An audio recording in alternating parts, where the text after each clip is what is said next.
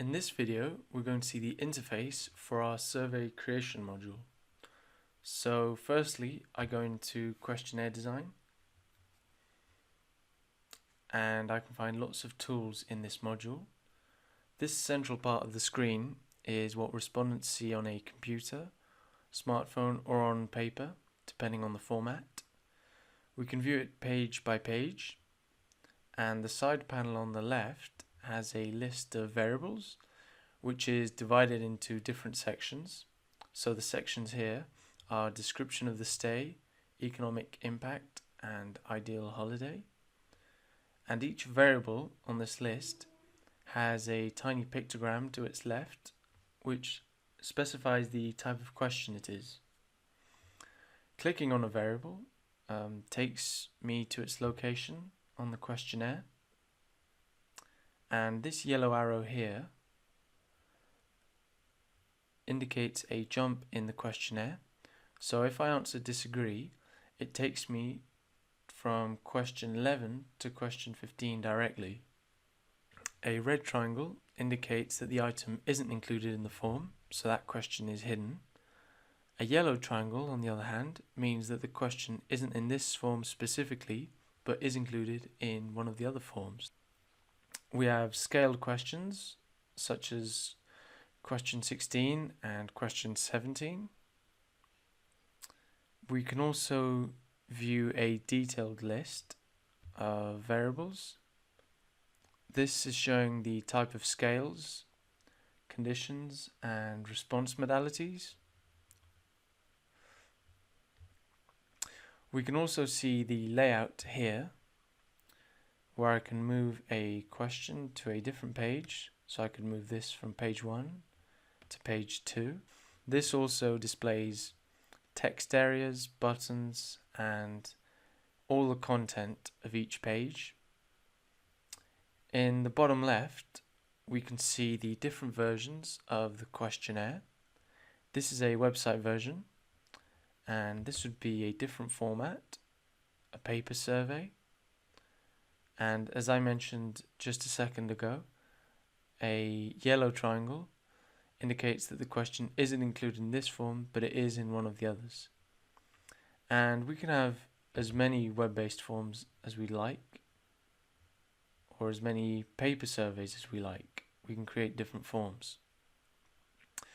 Regarding languages, if I go to the top menu, I can switch to whichever languages I've selected for this survey, and this applies to all the forms. And the side panel on the right, if I click on the background, it shows me all the themes I can choose from. I could also import my own images as a background. So there are many different ones to choose from. If I click on a question,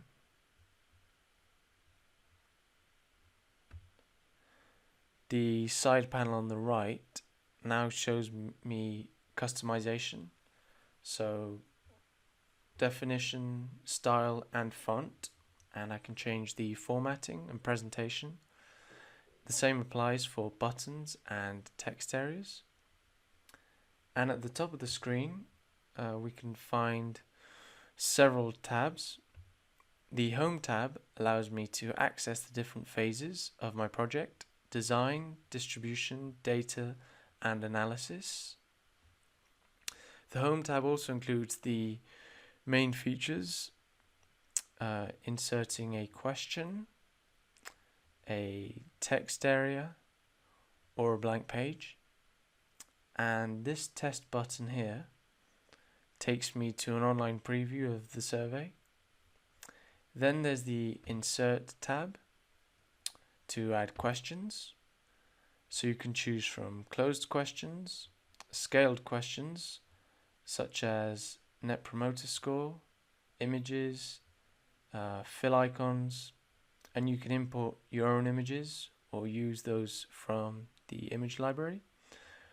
We also have open questions, text, numerical, and finally other types, such as an image map, or a file upload.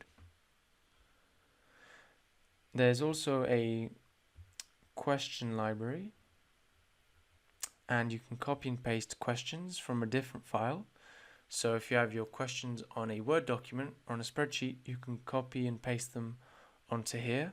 I can also incorporate a different sections, text areas, images, HTML codes, sound and video, or a chart.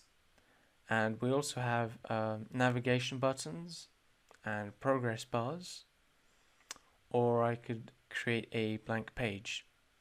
And these tools here allow you to group several questions into a table. Then the next tab is form management, where I can switch between the PC view and smartphone view. And we can choose standard navigation or sequential navigation. And we can find some layout settings to arrange objects into different columns, as well as align, resize, and organize objects. Then the following tab is models, to select a theme or import my own background image. Controls has an overview of the conditions in the questionnaire, and by clicking on conditional displays, I can see all the conditions in my survey. I can also duplicate and delete conditions. The same applies for jumps. We can also set random pages, data entry validation, and calculate variables. Now this is the distribution tab, where I can create an access code to the survey, and action after saving, which sets an automatic action after saving a response. And we can create a URL shortcut. Now language management, which we saw earlier in the video. Here you can import or export translations, and you can add or delete languages, as there are more than 40 languages to choose from. And this last tab, display, is where I can customize the interface, select which settings to have on the left side panel, list of variables and or the layout view, and you can adjust the frame to the size of your window.